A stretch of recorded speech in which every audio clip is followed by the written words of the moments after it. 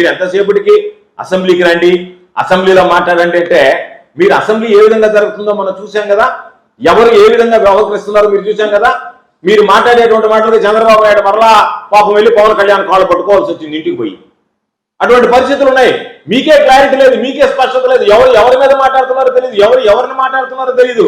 ప్రభుత్వంలో ఉండేటువంటి వాళ్ళే, ప్రభుత్వ భాగస్వామ్యంలో ఉండేటువంటి వాళ్ళే, కూటమి పార్టీలే మీ మంత్రులు మీరే విమర్శించుకునేటువంటి పరిస్థితి ఏర్పడింది అసెంబ్లీ సాక్షిగా, అసెంబ్లీ వేదికగా. కాబట్టి ఎక్కడ కూడా గందరగోళం తప్ప, ఆత్మస్తుతి పరనింద తప్ప. ఈరోజు మేము ఎందుకు చెప్పాం, అయ్యా మాకు ప్రతిపక్ష హోదా కావాలన్నటువంటిది మీరు ఇస్తే వచ్చేటువంటిది కాదు, మీ వల్ల దాని వల్ల ఉపయోగం లేదు. జగన్మోహన్ రెడ్డి గారు ఏంటి అనేటువంటిది ప్రజలకు తెలుసు. జగన్మోహన్ రెడ్డి గారిని ముఖ్యమంత్రిగా అనుభవించినటువంటి వ్యక్తి, ముఖ్యమంత్రిగా పరిపాలించినటువంటి వ్యక్తి, ప్రతిపక్ష స్థానాన్ని కోరుకోవాలంటే కాకపోతే సమయం వస్తుంది కాబట్టి, ప్రజల సమస్యల గురించి మాట్లాడేటువంటి అవకాశం వెసులుబాటు ఉంటుంది కాబట్టి మీరు అసెంబ్లీలో ప్రతిపక్ష హోదా ఇస్తే తప్ప, లేకపోతే సాధారణ శాసనసభ్యుడిగా మీరు ఆయన నిలబడంగానే మైకులు కట్ చేస్తే, ప్రతిపక్షంలో ఉన్నప్పుడే దిక్కులేదు మీరు ఉన్నప్పుడు గతంలో, అటువంటిది మీరు మైకులు కట్ చేస్తే ప్రజల సమస్యల గురించి మాట్లాడేటువంటి అవకాశం వెసులుబాటు లేనప్పుడు అటువంటి అసెంబ్లీకి రావాల్సినటువంటి అవసరం ఉంది. అసలు అసెంబ్లీ చూసిన తర్వాత ప్రజలే అంటున్నారు ఇది అసెంబ్లీనా అని చెప్పి అసహించుకుని యావగించుకునేటువంటి పరిస్థితి ఏర్పడింది.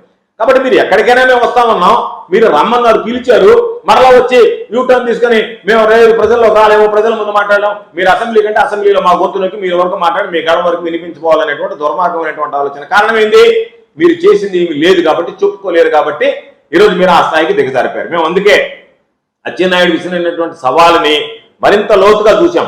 మనం ఈయన చెప్పినటువంటి అన్ని విధాల మీద మనం మాట్లాడగలం అనేటువంటి నిర్ణయానికి వచ్చిన తర్వాత మేము మీకేం చెప్పాము, ఎప్పుడైనా సరే ప్రభుత్వం సిద్ధంగా ఉంది కాబట్టి సమయము, తేదీ, ఛానల్, వేదిక అన్ని మీరే ఖరారు చేయండి అని చెప్పాం. దాని మీద నేను ఆశిస్తున్నా అచ్చెన్నాయుడికి ధైర్యం ఉంటే మా సవాళ్ళని స్వీకరించి, నువ్వు ఇచ్చినటువంటి సవాల్, నువ్వు ముందుకు వచ్చావు, నువ్వు విసిరినటువంటి సవాల్, దానికి ప్రతి సవాల్ విసిరాం, దాన్ని స్వీకరించి నువ్వు ముందుకు వస్తే ప్రజల్లో ఏం జరిగింది, ఎవరేం చేశారు అనేటువంటి దానికి ఎవ్వరు అవసరంలో రైతులు ప్రజల సమక్షంలో చర్చిద్దాం, వాళ్లే ఎవరి ముఖం మీద కొడతారనేటువంటిది కూడా అర్థమయ్యేటువంటి పరిస్థితి ఏర్పడుతుంది. కాబట్టి ఈరోజు మీకు మాట్లాడేటువంటి హక్కు ఎక్కడుంది, రైతుల గురించి మాట్లాడేటువంటి హక్కు ఈ తెలుగుదేశం పార్టీకి, చంద్రబాబు నాయుడికి, అచ్చెన్నాయుడికి ఎక్కడ ఉంది అని చెప్పి పడుతున్నాను.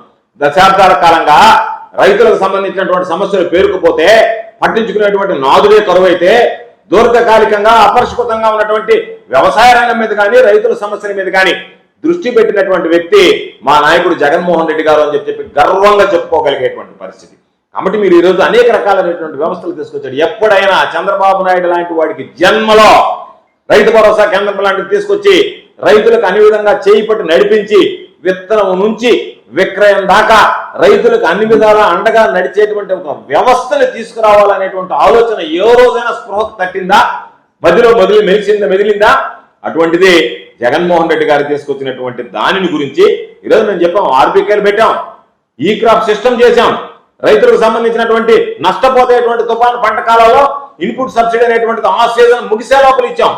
ధైర్యంగా చెప్పగలుగుతున్నాం. మీలాగా ఇన్పుట్ సబ్సిడీ అంటే ఈరోజు గగనం అయిపోయింది, ఇచ్చేటువంటి పరిస్థితి లేదు. ఈ క్రాప్ బుకింగ్ సరిగ్గా జరగడం లేదు.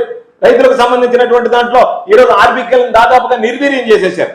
కాబట్టి వీటన్నింటినీ కూడా జగన్మోహన్ రెడ్డి గారు రైతులకు అండగా నిలవాల్సినటువంటి ఉద్దేశంతో తీసుకొచ్చినటువంటి కార్యక్రమాలన్నింటినీ కూడా జగన్మోహన్ రెడ్డి గారికి ఎక్కడ మంచి పేరు వస్తుందోనని ఒక పథకం ప్రకారం మీరు వాటిని పూర్తిగా నిర్వీర్యం చేసినటువంటి పరిస్థితి. ఇప్పుడు మేము చెప్పాం, గతంలో ఏమని చెప్పాం, ఉచిత పంటల బీమా, రైతు ఈ క్రాప్ చేసుకోగానే మీరు పోయి అధికారాన్ని అడగండి. రైతులకు తెలుసు. కొంతమంది రైతులు పాపం ఈరోజు బయట మాట్లాడుతున్నారు, మేము నష్టపోయాము, మేము తెలియదు, మేము కట్టుకోలేకపోయాం, జగన్మోహన్ రెడ్డి గారు లాగానే మాకు కూడా ఉచిత పంటల బీమా వస్తుందని చెప్పి అనుకున్నాం, కాబట్టి ఈ ప్రభుత్వం ఉచిత పంటల బీమా ఇచ్చేశారని చెప్పి కనీసం అవగాహన కూడా కల్పించినటువంటి దాఖలాలు లేవు పాపం రైతులు. అటువంటి పరిస్థితుల్లో ఈరోజు వేగో తుఫాన్ వచ్చింది. ఇప్పుడు దీనికి సంబంధించినటువంటి బీమాకు సంబంధించినటువంటి లెక్కలు చూస్తే 19 లక్షల మంది ఉన్నారు. ఆ 19 లక్షల మంది ఎవరు? పాపం బ్యాంకులో లోన్లు తీసుకుంటే బ్యాంకు విధి విధానాల ప్రకారం ఖచ్చితంగా వాళ్ళు దానికి సంబంధించినటువంటి లోన్కి ఇన్సూరెన్స్ చేయించుకుంటారు కాబట్టి ఆ 19 లక్షల మంది ఉన్నారు. మిగతా రైతుల సంగతి ఏంటి? మీరు అసలు ఏ మాత్రం సిగ్గు ఎగ్గు లేకుండా మాట్లాడుతున్నారంటే, అసలు మానవత్వాన్ని మరిచిపోయి మాట్లాడుతున్నారంటే, ఇంతకన్నా దారుణమైనటువంటి పరిస్థితులు.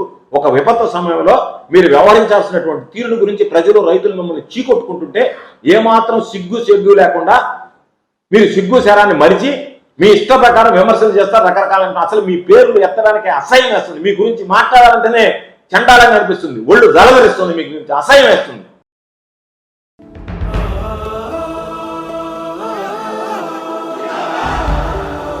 జనహృదయ నేతకు జయంతి నివాళులు. ప్రతి ఒక్కరిని ప్రేమగా పలకరించి, పెద్దలను ఎంతగానో గౌరవించి, ప్రజా సమస్యలను పరిష్కరించి, మంచితనం మూర్తిభవించి, అందరి మన్ననలను పొంది, అందరి వాడైన మనసున్న మహారాజు శ్రీ మేకపాటి గౌతమ్ రెడ్డి గారి జయంతి సందర్భంగా మా ఘన నివాళులు. ఇట్లు మేకపాటి కుటుంబ సభ్యులు, బంధుమిత్రులు మరియు అభిమానులు. జయంతి కార్యక్రమాలు నవంబర్ 2వ తేదీ ఆదివారం ఉదయం 9 గంటలకు నెల్లూరు డైకాస్ రోడ్డు సెంటర్లోని మా స్వగృహమునందు జరుగును. కావున తెలియజేయడమైనది.